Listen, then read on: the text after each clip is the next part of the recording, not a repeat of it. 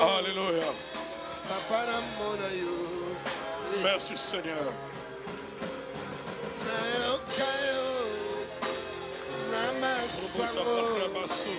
Papa mitalisaye Labasoto yabami.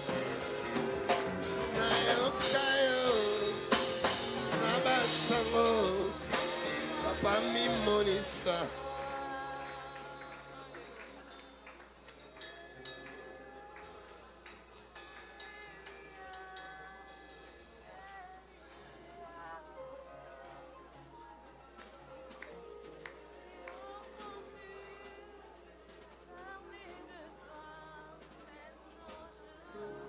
Merci Seigneur. Merci pour ton onction, ta présence.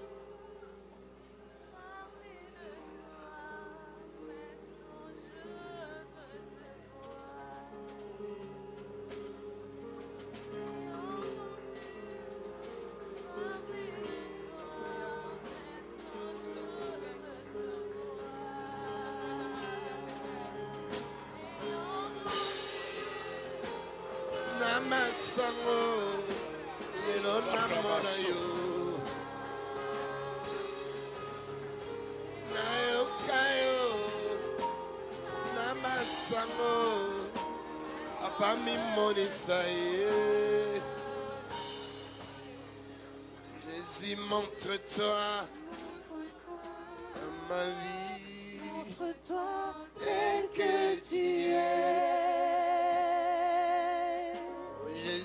Montre-toi, montre-toi, ma vie, montre-toi tel que tu es. Oh papa, montre-toi, montre-toi, mon cœur, montre-toi tel que tu es. Et Jésus, montre-toi, montre-toi, montre-toi tel que tu es.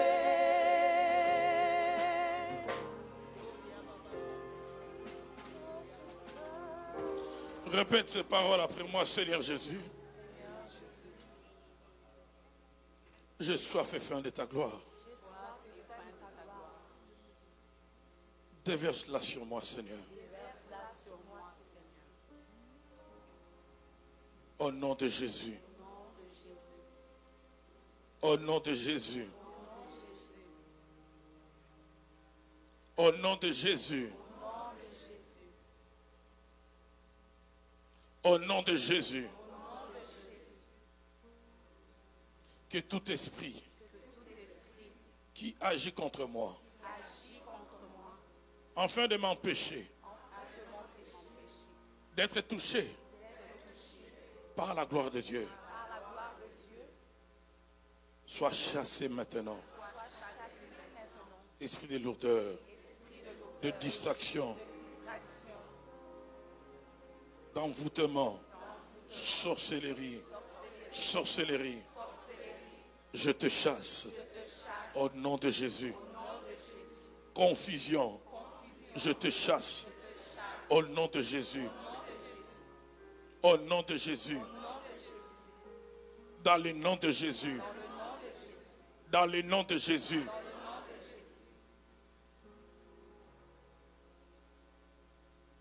Dans le nom de Jésus.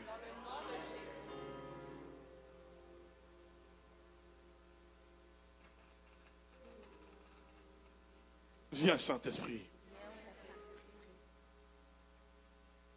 Contrôle tout en ces lieux. Pour la gloire de Jésus. Amen. Acclamons toutefois le Seigneur.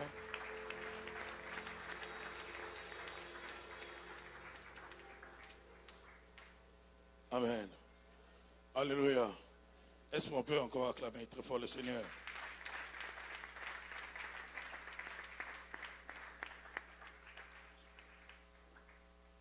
Donc j'étais en train de lutter, de laisser le Seigneur, si vous voulez faire quelque chose, parce que on pouvait voir la soif tout au long de l'adoration, la soif de la présence du Seigneur. Et quand cette soif-là est manifeste dans plusieurs personnes, on ne peut pas interrompre la prière comme ça.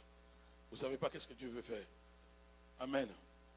Hein, quand on voit, en tant que conducteur, dans l'auditoire, il y a une grande soif et que beaucoup de gens sont prises par cette soif, ça veut dire que le Seigneur veut faire quelque chose.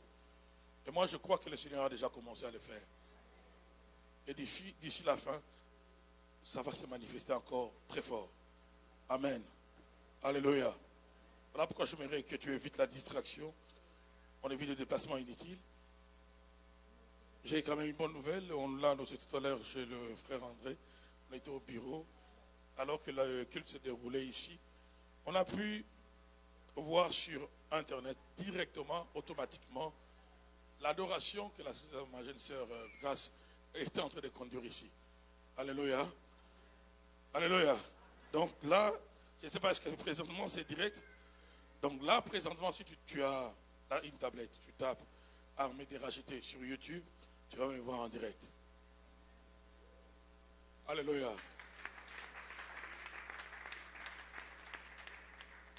Non, est-ce qu'on peut acclamer très bien pour le Seigneur?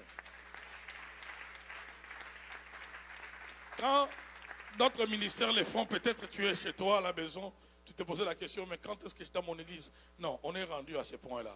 Il est vrai qu'on va encore retravailler, travailler certaines choses, certains détails, parce que le direct, ça exige beaucoup de restrictions dans notre façon de présenter les choses, afin que tout soit bien fait. Amen. Déjà les parents, gardez vos enfants, il ne faut pas que les enfants se promènent dans la salle. Hein, ça, c'est un point positif. Et que le Seigneur bénisse notre frère et tous ceux qui travaillent avec lui, parce que ça, c'est un point très positif. Et les gens pourront nous suivre partout. Et nous devons collaborer avec vous. On doit collaborer avec vous. Église des rachetés, membres de l'église des rachetés, soyez vous-même le canal par lequel cette information va circuler. C'est bien de publier des prédications des autres pasteurs que vous aimez, même s'ils ne sont pas d'ici, c'est bien. Mais c'est mieux de publier les informations de son église. Alléluia. Faites la promotion de vos enseignements, des prédications et des informations de votre église. Comme là, par exemple, sur le profil Facebook. Bon, toi, qu'est-ce que tu vas publier? Qu'est-ce que tu vas publier? Cette information, on doit la publier. Si on peut avoir le dimanche, le culte en direct sur YouTube. Donc, il faut que beaucoup de gens dans le monde, appelez vos familles, vos connaissances, suivez notre culte en direct. Alléluia. Appelez ces gens-là, appelez vos amis, vos connaissances. Publions cela, même 10 fois, 15 fois. Des prédications, des enseignements, mais publiez cela. Si vous êtes bénis par ces prédications, publiez cela. On essaie de rendre témoignage ici des gens qui suivent d'eux-mêmes sur YouTube. J'avais parlé, il y a une femme d'une dignitaire d'un pays africain. Elle m'a appelé, c'était quand? Au début de la semaine. Elle s'est présentée, je ne vais pas entrer dans le détail, ni sur le pays, ni sur ses origines. Elle s'est présentée, il m'a dit, monsieur, je viens de te suivre. Je n'ai pas d'enfant. Ce n'est pas l'argent qui manque. Mais je crois que ton Dieu peut faire. J'ai dit, tu crois que mon Dieu peut faire? Entre en jeûne, appelle-moi tel jour de cette semaine. Elle m'a appelé, ma femme est là. Quand elle m'a appelé à 2 reprises. La première fois, j'étais au volant, je n'ai pas pris. La deuxième fois, elle a appelé, j'étais à la maison. J'ai pris le téléphone, elle était en jeûne. J'ai commencé à prier avec elle. L'onction du Seigneur est tombée sur elle au téléphone. J'ai senti comment elle s'agitait au téléphone. Qu'est-ce qui a activé sa foi? C'est simplement le vidéo que nous, membres de l'église des rachetés, nous négligeons. Ces vidéos-là que vous négligez, certaines personnes qui viennent de loin trouvent une raison pour laquelle ils doivent se déplacer et venir ici. Alléluia. Il y a mes jeunes frères qui sont là derrière. Est-ce que vous pouvez encore élever vos deux mains? Que le Seigneur vous bénisse. Vous venez d'où, mes frères? Winnipeg. Maintenant, toi, tu vas chercher quoi? Qu'est-ce que tu veux publier? Prenons les enseignements, prenons les vidéos, publions cela. Il y a une activité, comme on va avoir l'activité du 1er au 3 juillet ici. Je ne peux pas donner toutes les stratégies, mais je peux vous dire que certaines nuits, on était ici. Comme hier, on était ici. Nous sommes en train de préparer cette activité. Mais l'activité ne sera pas une réussite si seulement sur le plan spirituel, elle est bien préparée, mais sur le plan publicitaire. L'Église ne s'implique pas. On ne publie pas les affiches. On ne partage pas les affiches. On ne donne même pas les moyens à l'église afin que nous puissions atteindre le maximum de personnes. Il y a le frère Josué qui nous a proposé. Il a une relation dans une chaîne télévisée. Je dis bien télévisée. Pas sur Internet, mais une chaîne télévisée de la place. Avec 500 $, on peut passer notre publicité, je pense, durant une semaine. Et vous savez, les chrétiens francophones, lorsqu'on dit ces choses, toujours, on a tendance à croire que c'est trop. Vous voyez le bâtiment qui est juste ici sur Saint-Michel, en face de l'église catholique. Il y a une pâtisserie, il y a une maison électronique. Le propriétaire de la maison électronique vient de m'appeler tout à l'heure là au bureau.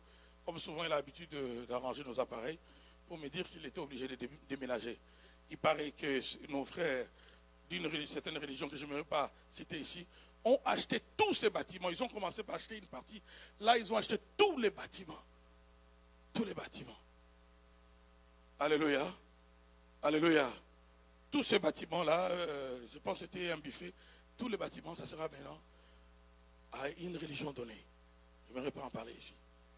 Mais nous, les chrétiens, on est toujours feu, l'onction. Seigneur, montre-toi. Mais quand est-ce que nous aussi, on peut manifester notre bonté, notre dévouement pour le Seigneur? Ce qu'ils achètent là, ils achètent comment? Ils achètent simplement en cotisant. Ils achètent comment? En manifestant la volonté par rapport à leur religion. Ils ont acheté tous les bâtiments. Et alors, tous ceux qui étaient là comme locataires doivent partir. Nous pouvons faire mieux que ça. Alléluia. Avec ce que le Seigneur est en train de faire ici, le miracle que nous voyons ici, les délivrances que le Seigneur opère ici, nous avons besoin de partenaires, des gens qui réellement comprennent que si j'ai ce bon travail, si j'ai ce salaire-là, si je vais le mettre à la disposition du royaume. Si toi-même tu veux aller payer, je ne sais pas moi, cette chaîne télévisée, vas-y, va payer. Et tu verras que notre publicité passera. Alléluia. Alléluia. Nous devons passer à de grandes choses. Nous devons passer à des choses sérieuses. On doit accepter la vitesse dans laquelle Dieu veut nous amener. Si nous voulons être mous, Dieu peut nous quitter. Il fera la même chose même avec d'autres peuples. Et c'est comme ça que Dieu a toujours agi depuis la nuit des temps. Lorsque Dieu est avec vous, c'est en ce moment-là que vous devez comprendre la vitesse avec laquelle Dieu veut vous amener. Si vous ne comprenez pas le même Dieu, il fera la même chose, mais avec d'autres personnes. Un jour, on chantait pour le Seigneur. Les pharisiens ont critiqué. Pourquoi on chantait pour Jésus? Jésus a dit, si eux ne chantent pas, même des pierres, je peux rendre les pierres capables de chanter autant que des humains. Ça veut dire que quand Dieu nous donne une opportunité, un privilège de les servir, c'est un privilège que de servir le Seigneur. C'est un privilège que de dire, je peux donner mon argent, je peux donner, transpirer ma sueur pour l'œuvre du Seigneur. C'est un privilège que Dieu nous fait. Alléluia. Parce qu'il peut se passer de nous.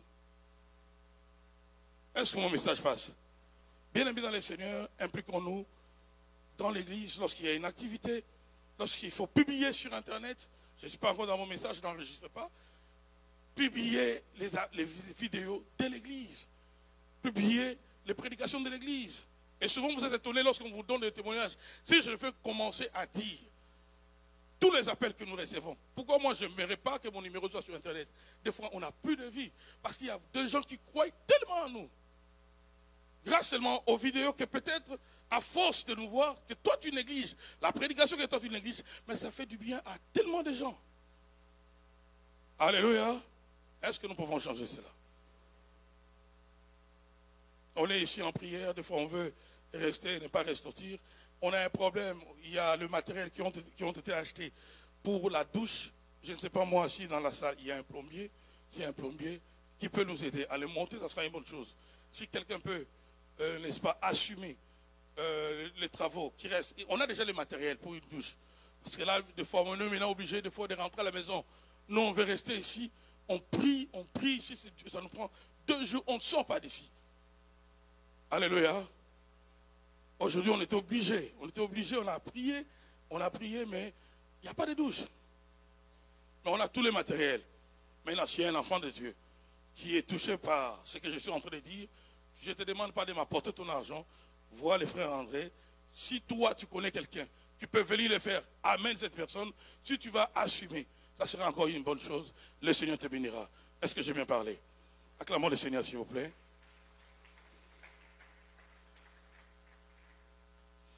Donc là, maintenant, on va continuer notre message.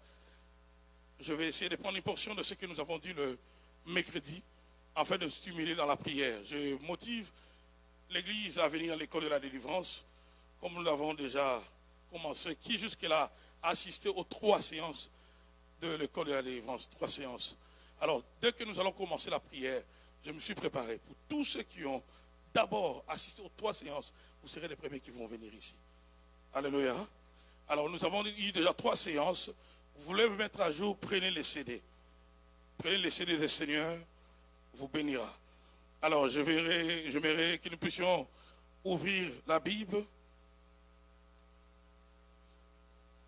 Nous sommes dans l'Ancien Testament.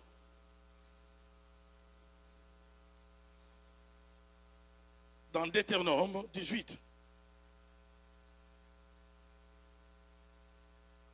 Deutéronome 18.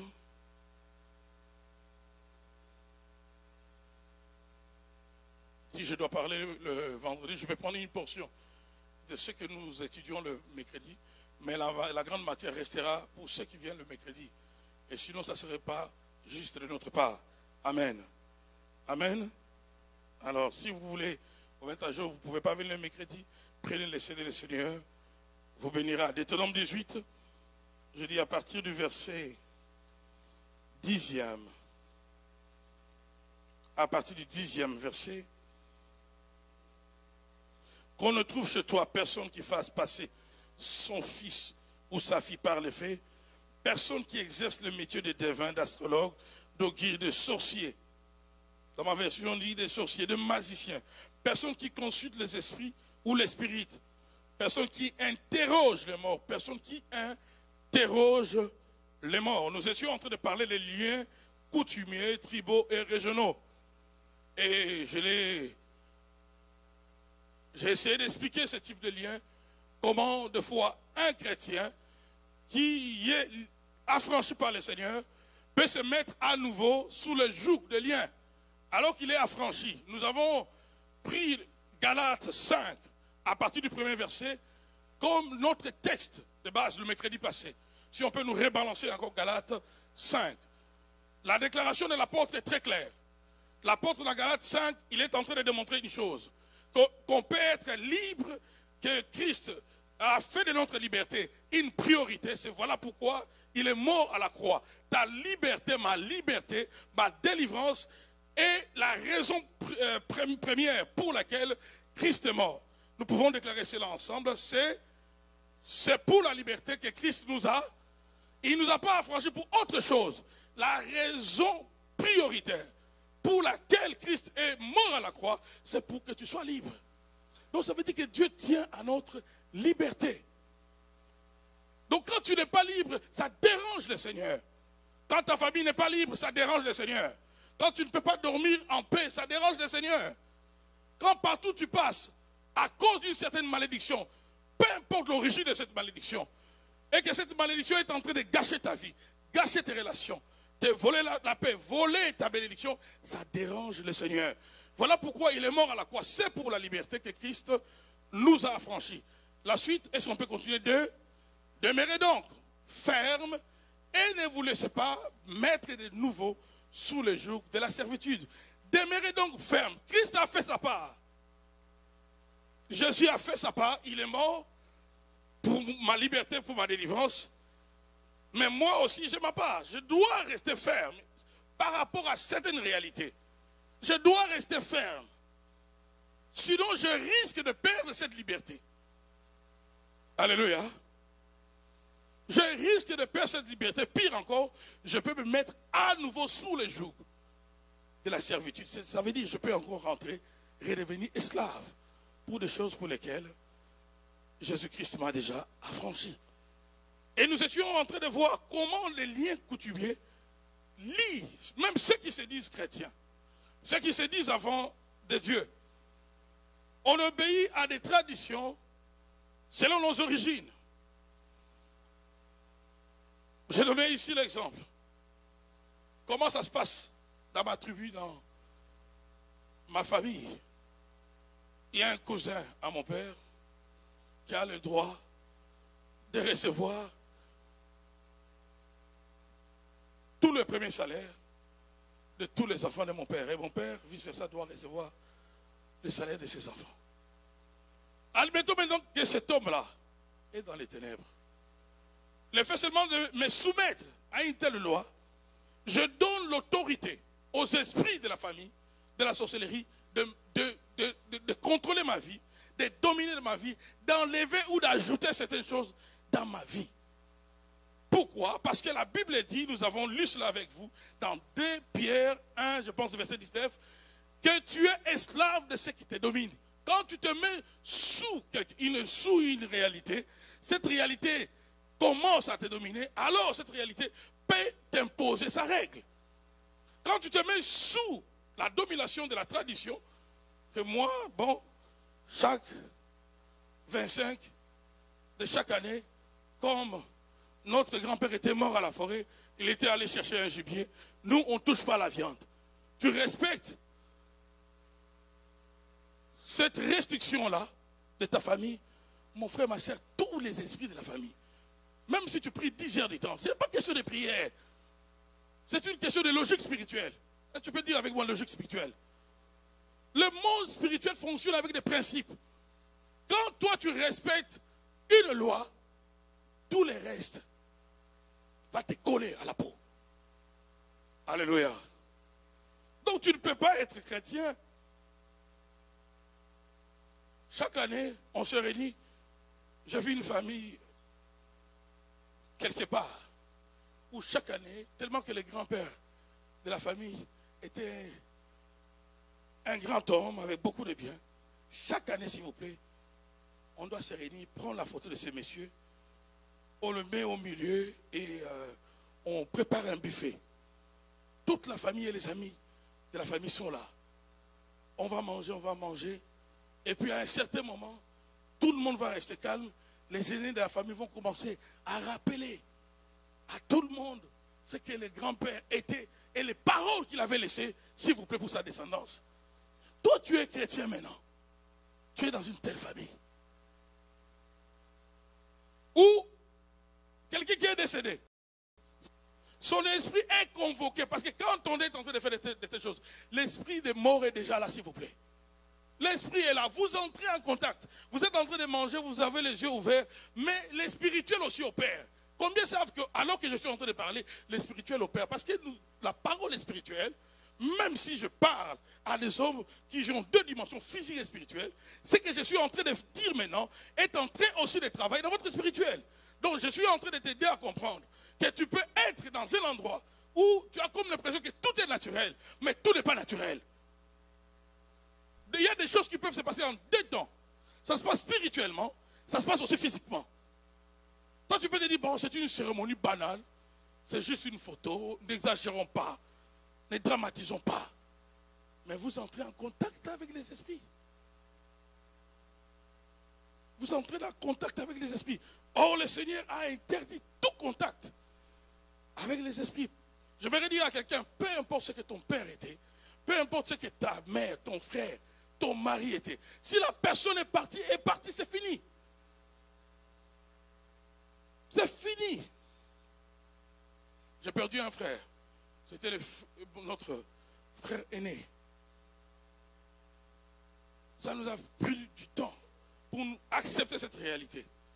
Mais à un certain moment, on ne pouvait pas faire autrement que de nous parler entre nous. Il est mort à une période où il avait déjà tout acheté pour prendre en épouse sa femme. Il est mort, il n'a pas laissé un enfant. Il est mort chrétien. Et son père, serviteur de Dieu, sa mère, servante de Dieu. Dieu a permis qu'il puisse mourir. C'était une pilule amère. Pour les parents, c'était une pilule amère pour nous les enfants et surtout mon frère Thierry, avec qui il était trop attaché. Mais à un certain moment, nous-mêmes, on se fait hanter par un esprit de mort. Parce que sa photo, soit mon frère, soit mes soeurs, soit les parents, surtout papa, aller de temps à autre, sans nous dire, déposer le frère au cimetière. ça devenait, on créait un boulevard par lequel tous les esprits de mort pouvaient encore nous visiter et prendre quelqu'un d'autre. Heureusement, la famille a été avertie. On s'est réunis en famille. Mon père a dit c'est fini. On doit accepter cette réalité en commençant par moi, le père, enlevant tout ce qui est de Jean-Claude. Sa photo, tout, on s'est débarrassé. Je me rappelle une fois, je l'ai vu dans les songes. Dans les songes, j'ai dit, mais c'est mon frère, oui, mais il est mort. Je ne peux pas entrer en contact avec lui. Combien j'aime quand dans le rêve, je suis chrétien. Il y a des gens dans les rêves, toute la chrétienté va dans l'eau. Il y a des gens dans les rêves,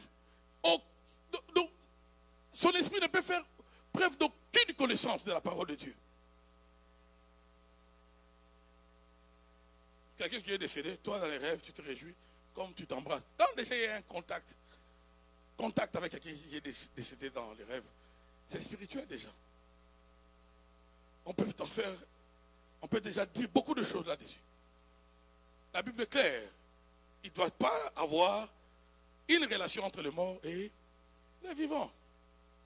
Alléluia. Peu importe ce que la personne a été. Donc, vous comprenez que nos traditions, la plupart, que vous soyez des Antilles, que vous soyez de l'Afrique, la plupart de nos traditions ouvrent cette brèche aux esprits. J'ai rendu témoignage d'une femme qui travaillait avec mon épouse, une Québécoise, qui disait à mon épouse comment elle revoyait chaque nuit, son père qui est décédé. Et son père vient aussi lui parler. Elle, dans l'ignorance, elle trouve ça normal. Mais déjà, quand tu ouvres cette porte-là, avec les esprits des morts, c'est facile, tu vas vite quitter la terre. Alléluia. C'est pas pour rien que Dieu a interdit tout contact avec ces esprits. Et par la tradition, la plupart de nos traditions, il y a toujours des esprits. Toujours des esprits. Et des fois même, les noms que nous portons, c'est à la mémoire de quelqu'un qui est parti. C'est toujours parce qu'on veut immortaliser quelqu'un. Oh, cette personne-là, peut-être qu'il était sans le Seigneur, sans Dieu. C'était peut-être quelqu'un qui était lié dans le fétichisme, lié dans les vaudous, lié dans l'occultisme. Et on prend les noms, on te les donne maintenant. Et tu portes maintenant les noms de quelqu'un qui, dans les domaines spirituels, oh, son nom veut dire beaucoup. Alléluia. Son nom veut dire beaucoup. Quand on cite son nom, tous ceux qui portent le nom, ce nom-là, partagent le malheur de cette personne.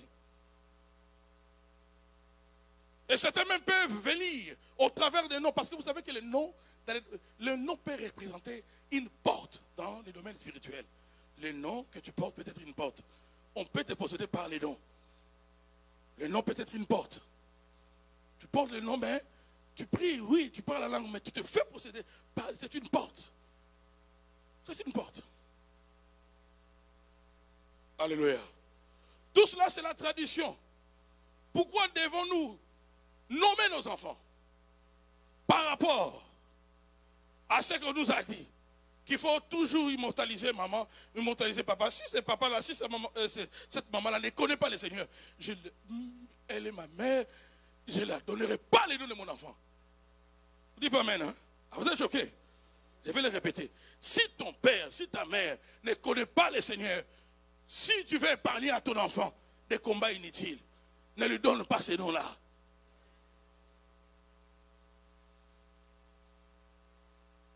Nous-mêmes, on est en train de lutter dans nos vies parce qu'on nous a liés à des gens qu'on n'a pas connus. Nous luttons, on est dans le Seigneur, mais tu sens que des réclamations. Pourquoi ces esprits de réclamation opèrent? On réclame que ceux qui nous reviennent, on leur a donné certains droits. Quel est ce droit? Tu portes son nom, tu portes son identité. Oh, cette personne-là était dans les ténèbres. C'est tout à fait normal qu'ils viennent réclamer.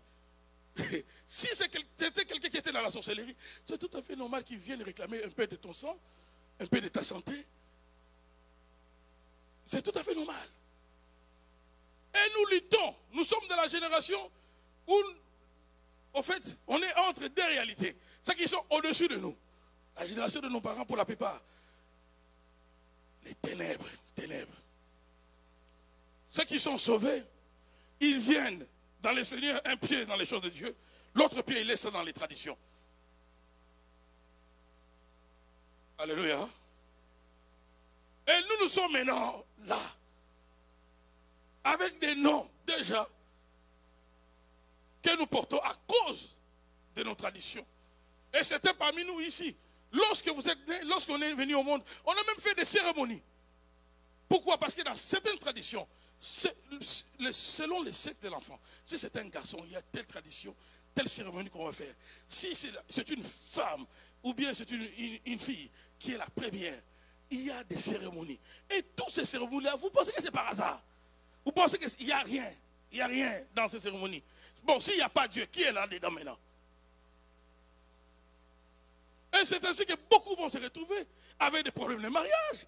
Beaucoup vont se retrouver avec des problèmes incroyables.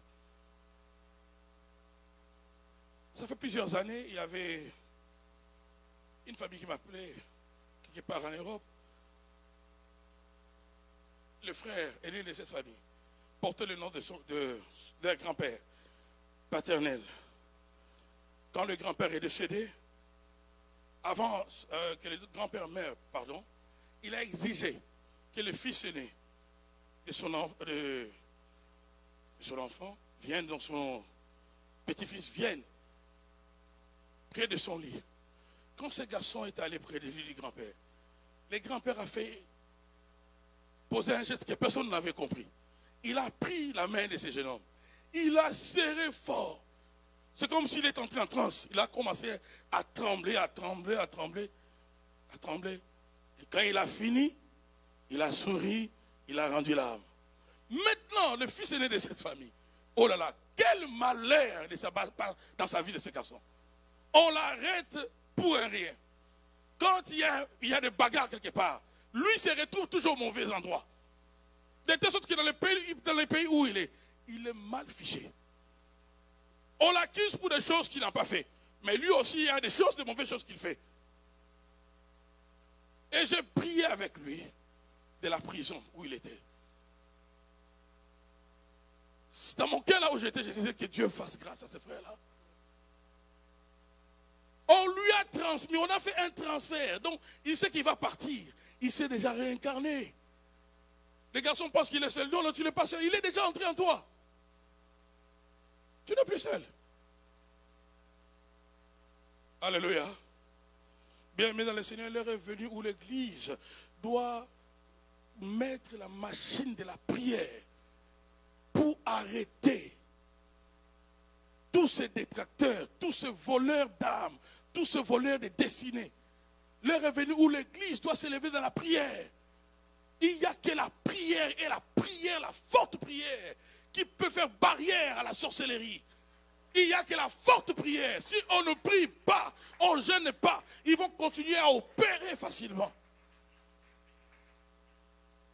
Il n'y a que la prière. Je ne te dis pas de devenir pasteur, je te dis de prier et de prier sérieusement. J'aime ce que l'aîné, le pasteur Gabriel Veil a dit ici. Des prières où tu sens que même tes lèvres vont se déchirer. Des prières où tu fais trembler le trône de Dieu. Des prières, il y a prière et prière. Jésus, avant d'aller dans la croix, la Bible décrit comment il priait. De telle sorte que il serrait tellement son visage qu'il la sueur s'est mélangée avec du sang. Il y a prière et prière. Tu ne peux pas souffrir. Tu vois que la tradition, tu vois que les réalités des esprits de la famille sont en train d'entrer ta vie. Toi, tu penses que tu peux esquiver cela. Toi, tu penses que tu peux faire semblant et continuer à vivre. Vous savez, dans le monde des ténèbres, si on t'a déjà ciblé, même si tu fais semblant, oh, ils ne feront pas semblant. C'est que comment je vais dire ça? Satan et son royaume, ils n'ont pas honte. Quand ils te détestent, les mondes des ténèbres, oh, ils n'ont pas honte. Alléluia. Ils n'ont pas honte. Ils n'ont pas honte. Remarquez ce que Satan a fait. On lui donne l'opportunité de faire du mal à Job. Dieu lui donne l'opportunité. Il n'avait pas le droit. Ce qui démontre que le diable est limité, mon frère. Si le Satan est limité. Vous dites pas amen. Oh, vous me faites peur depuis tout à l'heure. Ou bien c'est moi qui vous fais peur. Le diable est limité, bien aimé. Dieu a dit à Satan, maintenant touche Job, pendant touche sa famille. Les mêmes jours, il n'a pas fait ça dans une semaine. Il pouvait quand même maquiller ça. Lundi, tel bétail de Job, le feu tombe, le consume. Job digère un peu. Mardi, ses enfants peuvent mourir. Mercredi, même les enfants, on peut même répartir. Mercredi, 2, jeudi, pour amortir. Non, non, tout en 24 heures, s'il vous plaît. Vous jouez avec le diable. Tout avec tous les coups. La Bible dit que le messager s'est succédé. Dès qu'un termine de donner une mauvaise nouvelle, le temps que Job veut avaler la salive, un autre messager arrive. Là où j'étais patron, tes enfants étaient en train de voir. Les Chaldéens sont venus. Voilà, on a tué tout le monde. Là où j'étais, tout, le diable. Dis au voisin, Satan n'est pas un ami. Regarde celui qui en a dit, lui, Satan n'est pas un ami. Voilà pourquoi prends ta vie en main. Il y a des gens qui jouent avec la vie chrétienne. Il y a des gens qui jouent avec la vie chrétienne. Vous savez combien la vie chrétienne sauve de vie? Si nous sommes en vie, si nous autres ici, on peut dire ce que nous disons ici, mais c'est grâce à Christ. Je ne peux jamais jouer avec ma foi. La Bible dit, tu ne peux pas rester impuni si tu négliges un si grand salut. Dieu nous tire réellement des griffes du diable, de la sorcellerie. La plupart de nos familles où nous sommes ici, c'est les ténèbres, s'il vous plaît. Ténèbres sur ténèbres. Alléluia. Des fois, vous vivez même avec des gens qu'on a déjà intronisés dans votre génération comme les prochains snipers. C'est eux maintenant qui vont commencer à battre. Dans votre génération, eux qui vont commencer à tuer. Je dis aussi longtemps que j'aurai le souffle de vie. Dans le nom de Jésus-Christ de Nazareth. Que ma présence puisse nuire au royaume du diable. Je disais que ma présence nuise au royaume du diable. Je le répète que ma présence nuise au royaume du diable. Parce que du reste, que je le fasse ou pas, eux vont chercher à me nuire. Comme eux ont fait de ma vie leur cible. Christ m'a racheté. Alors je m'abandonne totalement entre les mains de Christ. Comme une arme dans les mains d'un vrai soldat. Christ ne va pas rater la cible. Par moi, il va écrouler plusieurs. Tu dois le dire pour toi-même. Par toi, Christ va écrouler plusieurs. Plusieurs géants, plusieurs sorciers. Plusieurs, même ceux qui sont dans la tombe, qui continuent à se réincarner dans les corps. Par toi, Christ doit les écrouler. Et il y a des déclarations, quand tu le fais, tu le dis en deux dimensions. Des fois, je prie, je dis, vous aussi les esprits, écoutez-moi. Alléluia. Tu parles au monde des esprits. Nous sommes comme des Saül, sauvés, descendants d'un père qui avait la promesse. Mais nous luttons, nous nous battons. Pourquoi il y a trop de luttes? Pourquoi il y a trop de luttes dans nos vies? Nous devons faire la part des choses. Il y a des luttes qui sont des épreuves. Et une épreuve a une fin. Dieu ne peut pas t'éprouver toute la vie. Dieu ne peut pas. Quel plaisir Dieu peut tirer à te compliquant que tu ne termines pas tes études, que tu ne te maries pas, que tes enfants soient souvent, qui soient malades. Quel plaisir que Dieu a tiré de tout ça. Vous allez comprendre que c'est le diable et son royaume qui prennent plaisir. Des fois, nous, dans les délivrances, c'est étonnant d'écouter un père, c'est étonnant d'écouter un esprit humain, d'une main, qui te dit, je suis content, parce que je n'aimais pas mon garçon, je n'aimais pas ma fille, je la combats parce qu'elle a un grand avenir, mais tu l'as portée pendant 9 mois. Remarquez la bonté de Dieu. Hein? Beaucoup parmi nous sont sortis de ventre permettez-moi, des sorcières. Mais Dieu, pendant un temps, Dieu a permis vraiment, malgré sa sorcellerie, que tu sois comme ce miel qu'on a trouvé dans les lions par Samson. Que tu sois comme le miel qu'on a trouvé dans les lions. Tu n'as aucune nature de l'endroit où on t'a trouvé. Lui, c'est le lion, moi, c'est le miel. Lui, c'est un carnivore. Moi, je donne, je peux servir de nourriture et je peux servir de remède. Dieu est Dieu, bien-aimé dans le Seigneur. Il est capable, même dans les ventres là, d'une grande sorcière, il tire des gens comme moi, comme toi. Ça, c'est le ministère de Dieu. Et la personne qui t'a porté par l'info, elle se rencontre une grande destinée, trop tard. Voilà pourquoi il faut faire la prière, comme disait un aîné. Tu fais ce genre de prière où tu t'arranges avec une alliance claire avec Dieu. Que mes ennemis ne me surprennent pas. Seigneur, arrange-toi. Trouve toujours un moyen. Quand tu veux mettre des embuscades dans ma vie, avertis-moi toujours. Et Dieu est capable de le faire, mon frère. Je vous dis, Dieu est capable de le faire. C'est une promesse que Dieu a faite à David. Il a dit à David que ses ennemis ne les surprendront jamais. Et à chaque fois que David devait être attaqué, il avait toujours information. Il avait même la raison. Parce qu'il y avait certaines attaques qu'il recevait. C'était justifié. Mais au moins Dieu s'arrangeait en disant à David, non, on t'attaque parce que tu as pris la forme d'autrui. On t'attaque parce que tu as fait les dénombrements sans me consulter. Dieu prenait le soin de lui dire. Mais il avait quand même l'information. Ne manque pas l'information sur les stratégies de l'ennemi. Ne manque pas l'information sur ce qu'eux se disent. Voilà pourquoi il est l'heure, bien-aimé dans le Seigneur, lorsque j'enseigne ces choses, pense toujours à la prière. La solution, c'est la prière. Il n'y a pas 36. La prière, ça marche. La prière. La prière. Si Jésus pouvait passer toute la nuit dans la prière, ça veut dire qu'il n'y a pas d'autre solution. Contre le royaume des ténèbres, tu dois être un homme de prière, tu dois être une femme de prière.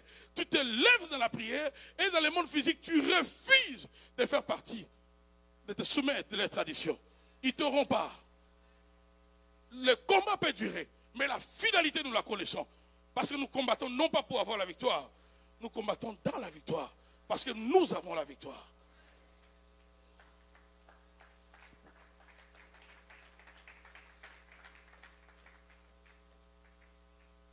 Or, encore dans ma famille,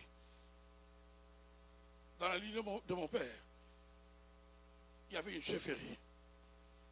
Et cette chefferie, c'était le pouvoir qu'on léguait génération après génération, d'une façon coutumière. De telle sorte que tous les membres de la famille de mon père avaient peur. À un certain moment, quand le chef coutumier est mort, on a cherché du côté du père de mon père qui devait hériter cela. Tout le monde avait peur. Il y avait un qu'on avait pointé, un des oncles, je pense, de mon père. Il avait refusé. Et on raconte qu'il roulait en vélo, en bicyclette, en pleine route, en pleine journée. Dans la sorcellerie, il était en pleine route. On va les transférer dans un trou. Ils se retrouvent dans un trou. Ils ne rêvaient pas. Là, comme ça, ils se retrouvent dans un trou. On commence à les juger. Si tu refuses de prendre ce pouvoir-là, parce que quand on t'intronise, ça veut dire que tu deviens le plus grand sorcier de la famille. Est-ce que vous êtes avec moi? Il refuse, c'est sa vie, il refuse. Regardez comment le monde des ténèbres n'a pas de respect. Ils ne sont pas démocrates. Dans le monde dans lequel ils ne sont pas démocrates. La Bible dit, Jésus, il se tient à la porte, il frappe. Si tu entends sa voix, tu ouvres. Donc, même Dieu te donne la liberté. Mais dans le monde, on ne te donne pas la liberté dans le monde des ténèbres. Si tu es né dans cette lignée, tu as eu la mal, ils vont te le faire regretter. Il n'y a pas de démocratie. On le juge, on lui dit, tu vas mourir. Si tu refuses d'être intronisé. Alléluia. Il accepte. Il sort de ce lieu-là. Directement, il se retrouve dans l'endroit où il était avant. Il va parler à ses frères. Tout le monde débandade. De telle sorte qu'on a même pris le père de mon père. On est allé les cacher chez le père catholique. Alléluia. Vous voyez comment la puissance de la tradition, la puissance coutumière, peuvent agir. Et maintenant, toi, tu te dis tu es chrétien. Tu commences maintenant à obéir aux coutumes, aux traditions.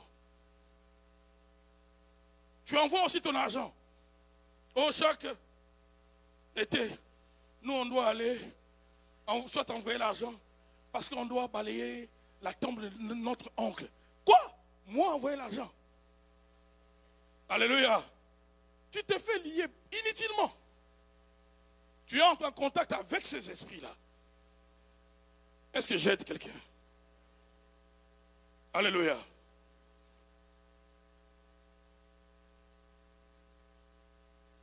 Nous devons refuser en tant que des chrétiens de nous mettre à nouveau sous le joug de la servitude. Tu ne peux pas être chrétien. Toi, tu te soumets aux restrictions sur le plan de mariage, sur le plan, je ne sais pas moi, de localisation. Oh non, nous, les ceux du Nord, je ne peux pas habiter dans un pays au Sud. Je dois toujours être au Nord parce que quand à un certain moment, les gens de mon village sont allés vers le Sud, ils s'étaient morts d'une épidémie. Alors, c'est resté comme une tradition chez nous. Nous, on n'habite pas. Toutes ces choses-là, si tu es chrétien, ça ne doit pas marcher. Oh, nous, bon, dans notre village, on ne touche pas, on ne mange pas ceci. Es-tu réellement sauvé? Je suis en train de t'aider à comprendre ceci. Si tu obéis à une de tes lois, de ta tradition, tu te soumets à toutes. Le reste. Et ils pourront tout faire. Ne leur donne pas les droits. Amen. L'héritage du mal de nos familles. Parlons un peu de l'héritage du mal. Lisons dans Jean 9.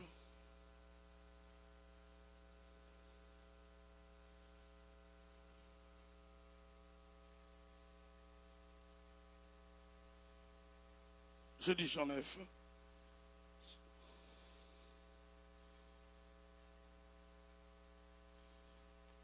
Le 3 premiers versets. Alléluia. Ah. Donc là, déjà, tu te prépares dans ton cœur. Si tu sais que toi, quand tu es né, on avait fait des cérémonies, on n'a jamais prié pour toi. Tout à l'heure, là, tu vas renoncer à ces cérémonies. On va briser cela dans le nom de Jésus. Amen. Est-ce qu'on peut lire ce texte? Jésus vit en passant, un homme aveugle et naissance. Ses disciples lui firent cette question: Rabbi, qui a péché cet homme ou ses parents pour qu'il soit né aveugle? J'ai déjà exploité ce texte il y a peut-être 2 ans de cela, parce que dans la conception des Hébreux, les Hébreux savaient, n'est-ce pas, que le malheur qui arrive à un enfant peut être la conséquence des actes de parents. Mais maintenant, cet homme est né dans cette infirmité, dans ces problèmes. Alors, chez les Hébreux, ils croyaient aussi, d'après les théologiens, ils disent que chez les Hébreux, ils croyaient qu'une femme qui est enceinte, qui par exemple va chez un féticheur, le fait seulement qu'il ait brûlé la recommandation de Dieu de Deutéronome 18, que nous avons lu tout à l'heure, qui interdisait aux Juifs d'aller consulter les diseurs de bonne aventure, les astrologues et les féticheurs, les sorciers. Cette femme qui va chez un féticheur avec son enfant, même si c'est un fœtus, automatiquement le fœtus participe au péché de la maman. Est-ce que vous comprenez cela? Parce que cet homme, il est né comme ça. Mais les disciples posent la question: est-ce que c'est lui qui a péché ou ce sont ses parents? Comment un fœtus, comment quelqu'un qui est né avec une infirmité pouvait-il pécher? Il pouvait que pécher dans la logique où, étant dans le ventre de sa mère, soit ses parents ont allé, ils ont franchi une loi qu'ils ne devaient pas franchir, et cette loi condamnait non seulement la femme, mais aussi le fœtus ou l'enfant qu'elle portait. Alléluia. Donc, ils comprenaient bien qu'un enfant peut hériter un héritage du mal.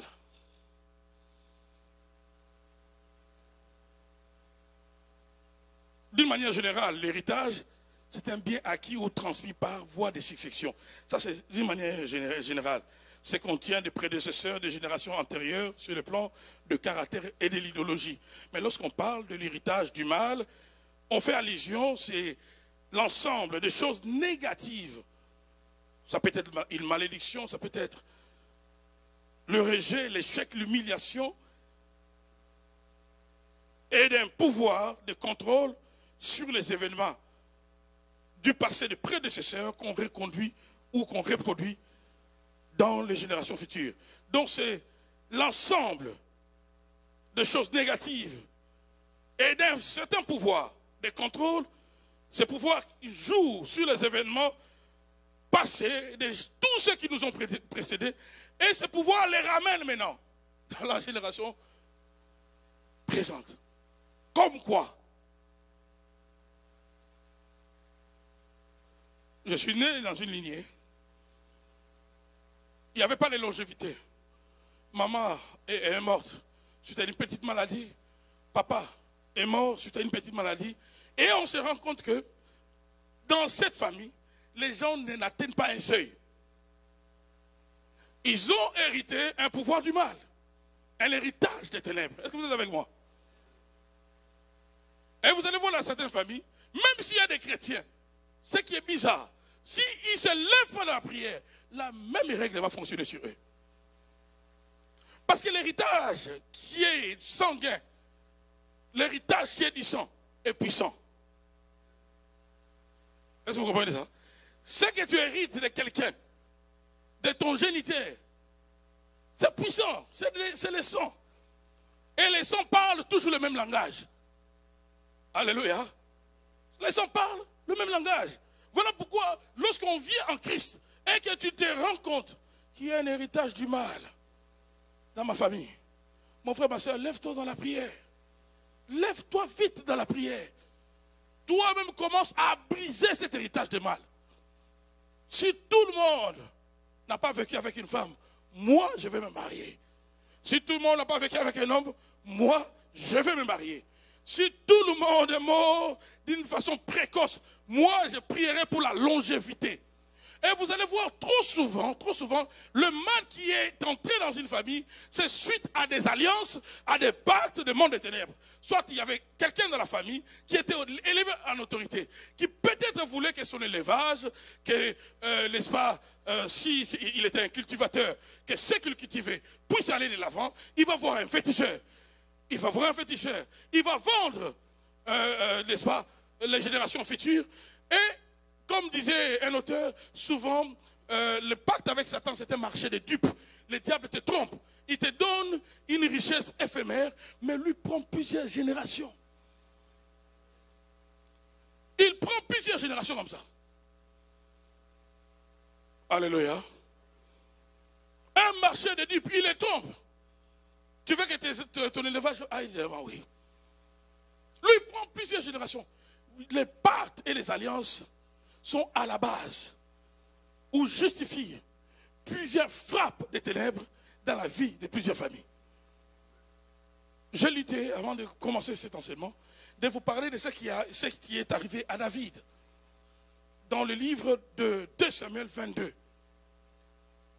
Je pense 1 Samuel ou 2 Samuel. Attendez, je vais me rassurer. Non, 2 Samuel 21. 2 Samuel 21. Dans 2 Samuel 21, David a vécu une sécheresse avec Israël pendant, je pense, 3 années. Israël sera dans la sécheresse pendant 3 années. 3 ans de sécheresse, ne sachant pas pourquoi ils sont dans cette sécheresse. Du temps de David, il y a eu une famine qui durera 3 ans. David, écoutez ce qu'il fait. David cherchait la face de l'Éternel. Et l'Éternel dit, c'est à cause de Saül et de sa maison sanguinaire. C'est parce qu'il a fait périr les Gabaonites. Alléluia. Est-ce que vous êtes avec moi? Est-ce que je peux continuer? Est-ce que je peux continuer? David vit avec Israël 3 ans de famine. 3 ans de famine injustifiée. Mais qu'est-ce qui se passe? David va comprendre que ces 3 ans de famine n'est pas normal. Nous sommes un peuple béni. La famille ne peut pas durer ainsi. Il consulte Dieu. Et Dieu lui révèle. C'est ça même le secret. Il y a des gens qui vivent des choses anormales, mais ils veulent faire semblant. Alléluia. tu vis des choses anormales, tu veux faire semblant. C'était même, tu vas dans une église où on ne maîtrise pas ces choses. Où on te dit déjà tu es au paradis. Les démons, la malédiction n'existe pas. On va te distraire. Les années de ta vie vont passer comme ça. Et les jours peut-être que tu vas te réveiller. Tu viendras, tu vas commencer à prier, mais tu auras perdu beaucoup d'années. David a cherché le Seigneur, il a trouvé quelque chose d'anormal. Non, 3 ans de famine. Je dois comprendre le pourquoi. Alléluia. Donc je peux faire une prière simplement pour avoir une explication de la part du Seigneur par rapport à une réalité donnée dans ma vie. Pourquoi Dieu ne veut pas que j'avance? Pourquoi le ciel, je fais ce que je peux faire, mais pourquoi dans tes domaines, ça ne marche pas? Que Dieu me dise, est-ce que c'est lui? Est-ce que c'est l'homme? Est-ce que ce sont mes péchés? Que Dieu me dise. Et vous allez voir dans la plupart des cas, Dieu trouve toujours un moyen de répondre à une telle prière. Dieu va révéler à David un grand secret. Son prédécesseur Saül, durant son règne, Saül avait touché à un peuple qu'on appelle les Gabaonites. Est-ce que tu peux dire Gabaonites? Là, nous rentrons maintenant dans Genèse 9, dans Josué 9. Ces Gabaonites étaient un peuple qui habitait les terres qu'Israël allait posséder. C'était des peuples malins, rusés. Quand ils ont appris que Josué venait pour conquérir après Jéricho et Haï, quand ils ont appris que ça serait leur tour, qu'est-ce qu'ils ont fait? Ils se sont déguisés comme un peuple lointain. Ils ont pris du pain. Ils ont eux-mêmes broyé ces pains pour donner l'air que le voyage était tellement long. Voilà pourquoi même le pain qu'ils ont apporté à Josué a fini par se rendre en poussière. Et ils vont demander à Josué de faire alliance avec lui. Josué, sans consulter Dieu, il va faire une alliance avec les Gabaonites. Est-ce que vous êtes avec moi? Le mariage est une alliance. Ne te lie pas dans une alliance sans connaître la personne avec laquelle tu te lies. Beaucoup de gens jouent avec les alliances. Le mariage est une alliance. Est-ce que j'aide quelqu'un ici? Tu peux précipiter ta mort à cause d'une alliance que tu as conclue sans consulter Dieu. De nos jours, on laisse trop les émotions. Quand je vois les jeunes gens, quand je vois ceux qui viennent après nous, je me rends compte que c'est une génération qui fera pire que la nôtre. Parce que tu peux voir la naïveté dans les comportements de plusieurs. On ne se lie pas avec quelqu'un si je ne suis pas sûr. Parce qu'une alliance te lie. Une alliance te lie. Même si cette alliance est faite sur une base de mensonges, s'il vous plaît. Les Gabaonites ont menti dans Josué 9. Lisez ça à la maison. Josué, quand il va se rendre compte que c'était des peuples des Amoréens, le peuple d'Israël a failli lapider Josué. Josué va maudire les Gabaonites, mais il ne pouvait pas les toucher. Le problème d'Israël va commencer là. Dans Josué 10 déjà, les Gabaonites seront attaqués. Comme le principe de l'alliance stipule que si vous êtes en alliance, mon combat c'est ton combat. Mon problème c'est ton problème. On attaque les Gabaonites. Josué, dans Josué 10, il va entrer dans un combat qui n'était pas son combat. Maintenant, plusieurs centaines d'années vont se passer. Plusieurs centaines entre Josué et l'alliance qu'il va conclure avec les Gabaonites et Saül. Vous allez comprendre maintenant que les alliances, vous te pouvez dire, ah mais pasteur, même ici mon arrière-grand-père avait fait ça. Ça fait tellement longtemps. Alléluia. Plusieurs centaines d'années entre Josué et Saül. Saül, dans son zèle, croyant même bien faire, connaissant que les Gabaonites n'étaient pas des Juifs, il va commencer à tuer certains. Or, il va violer l'alliance. Il va violer une alliance qui avait comme base le mensonge, mais que Dieu a agréé, s'il vous plaît. Est-ce que vous réalisez? Cette alliance avait comme base le mensonge parce que les Gabaonites ont menti. Mais Dieu a agréé cela. Dieu au ciel a agréé cela. On t'a menti, oui, mais pourquoi tu as conclu l'alliance? Du moment où l'alliance est conclue, même le ciel respecte ça. Vous allez comprendre pourquoi il y a certaines familles. Les gens meurent. On se demande, mais Dieu est où? On m'a appelé dernièrement, il y a une famille que je connaissais en Afrique. Dans la même semaine, ils ont perdu 2 personnes. Un frère et une sœur. La même semaine. Le premier meurt, je pense, un lundi. Le deuxième meurt un mercredi. Alléluia. Tu vas te dire, mais pourquoi Dieu permet cela? Les alliances font taire le ciel. Quand il y a une alliance, il y a une autre alliance qui est supérieure, qui peut contredire la première. Est-ce que vous êtes avec moi? C'est ainsi que vous allez voir. Je ferme cette page de Josué. On va y revenir pour ceux qui viennent ici le mercredi. C'est à cause des alliances, les héritages du mal continuent. Je voulais seulement vous démontrer la durée. Qu'une alliance peut durer des milliers d'années, mais elle est toujours en vigueur. Et c'est à cause de cette alliance que ce que vous entendez souvent parler, des esprits de réclamation, agissent. Parce que c'est lui qui a vendu la famille. A dit que vous tous vous allez servir le diable. Toi tu viens au Canada, tu commences à être chrétien. Tu laisses les vaudous, tu laisses toutes les religions de ta famille. Déjà le fait que tu deviennes chrétien, tu es une cible, tu as violé une alliance. Au lieu aussi d'être un chrétien, une chrétienne sérieuse. Non, toi tu es un chrétien de temps à autre. Quand c'est le froid, là on te voit. Quand c'est l'été, non, tu veux vivre ta vie. Mais ces esprits de réclamation auront raison de toi. Est-ce que je suis en train d'aider quelqu'un? Alléluia. Ces esprits auront raison de toi. Ce soir, bien aimé dans le Seigneur, la mission sera une seule mission. Te déconnecter de ces alliances-là. Sortir de ces alliances-là. Refuser cet héritage. Quand tu vois tous les signes du mal de la famille prendre place, lève-toi dans la prière. J'ai parlé d'un frère nigérien qui se liait toujours avec des sœurs, mais ça ne marchait pas, ça ne marchait pas. Il n'était pas aventuré. Jusqu'au jour où il était serviteur dans cette église, c'est son pasteur qui a écrit un livre sur ces frères-là. Il a dit, le frère est venu me voir. Il m'a relaté son problème. Il a dit, je ne peux pas comprendre. Plus d'une dizaine de sœurs à qui je propose le mariage. Dès qu'on arrive à la conclusion, la sœur change. Vous n'avez jamais vu ça. La personne change. Une fois, deux fois, trois fois, 10 fois. Ce n'est plus un hasard. Le frère a dit au pasteur, moi je ne vais plus continuer à servir comme ça. Soit Dieu te parle, soit Dieu me parle. Moi je ne peux plus. Ils sont entrés en jeûne de 3 jours. Je pense 2 ou 3 jours. Et c'est dans le jeûne que le Seigneur va révéler à l'homme de Dieu qu'il y avait une alliance dans la famille de cet homme. Et qu'est-ce qu'on avait fait? On avait vendu le mariage. Pourquoi? Parce que sa famille dans son village était en concurrence avec une autre famille. Alors pour que le bétail de ses arrière-grands-parents puisse prospérer, il y avait des choses que le féticheur avait demandées, parmi lesquelles la stabilité. Et la stabilité dans tous les sens. Et comme on en parlait de la stabilité, ça touchait aussi le mariage. Et son grand-père à l'époque, ses grands-parents avaient bénéficié de ce pacte-là avec ces féticheurs. Et les générations futures, ils se sont retrouvés pas de stabilité. Des hommes qui étudient, mais pas de mariage. Une femme peut venir, dès qu'on arrive à la porte du mariage, la porte se referme. Est-ce que je parle à quelqu'un? Quand une cause est révélée, cette cause peut facilement être brisée. Le plan du diable, c'est lequel? C'est de garder secret.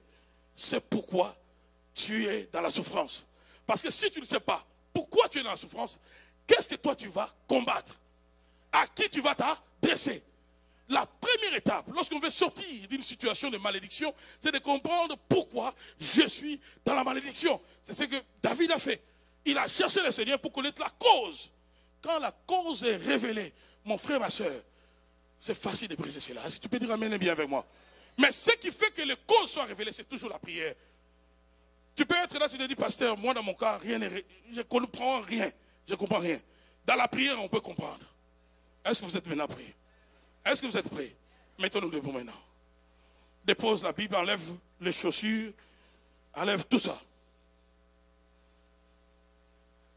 Et dis-toi bien que ceux qui viennent le mercredi, on va entrer plus en profondeur. Là, je t'ai stimulé à bien prier, à prendre ta vie en charge. Alléluia.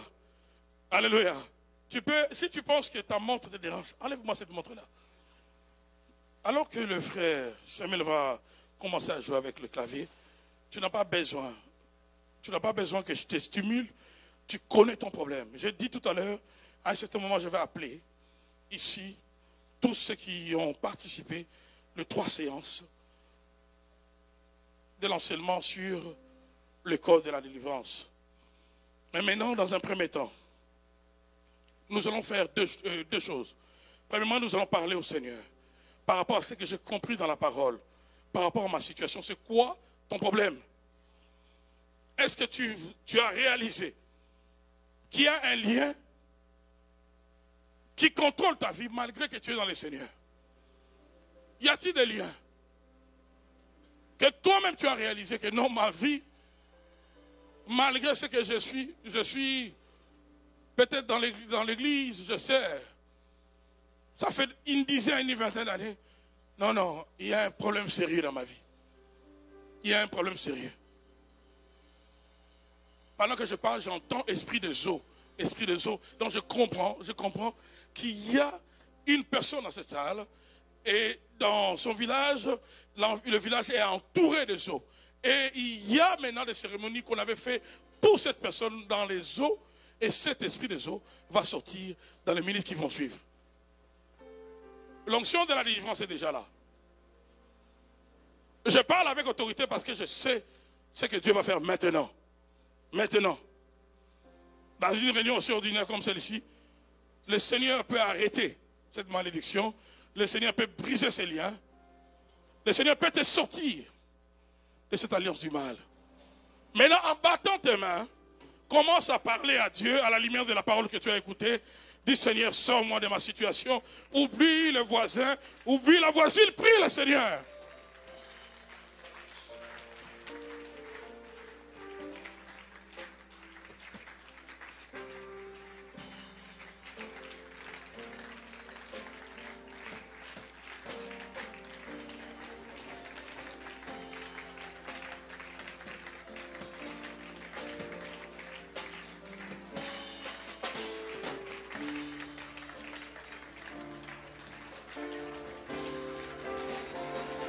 Shikarabaso to yababeda. Robo sati karabaso.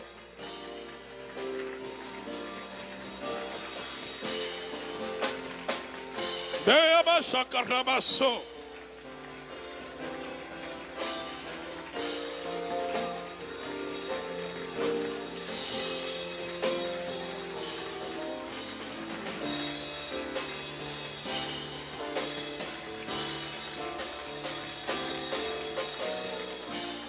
Rabababa shakarabaso. Ndebe abasoto karabazande. Ndebe robosati karabaso. Yeso tobe lionkolo.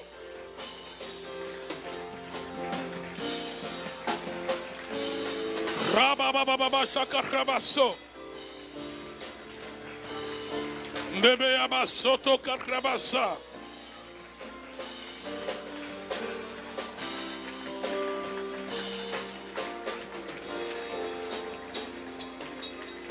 Shabababababa robosa.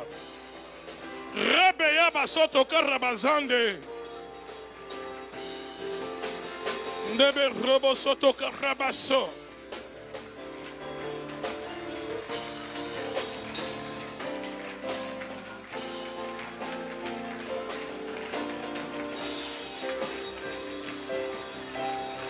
Shikarabasoto rababababa. Ndebe basoto karabaso. Robosa. Ndebe abashima soto karabaso. Robosa.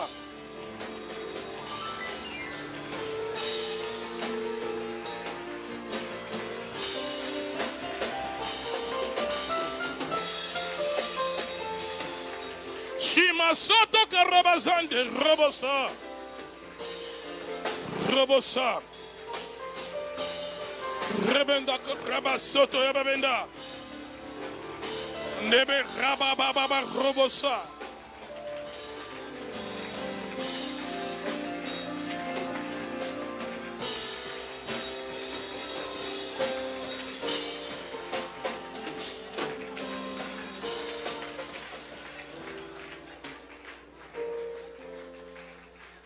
Alléluia. La gloire du Seigneur est ici. Il y a une forte onction en ces lieux. Il y a une forte onction. Oui, ma soeur, voilà pourquoi tu me regardes en lunettes. Le Seigneur me dit, parce que tu as écouté la voix de mon serviteur quand tu es venu ici.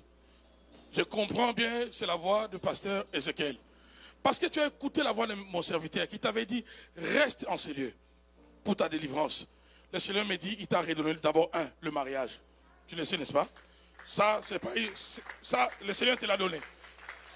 Parce que tu as écouté la voix de mon serviteur, le Seigneur t'a remis ce voile de mariage-là. Ça, c'est une chose.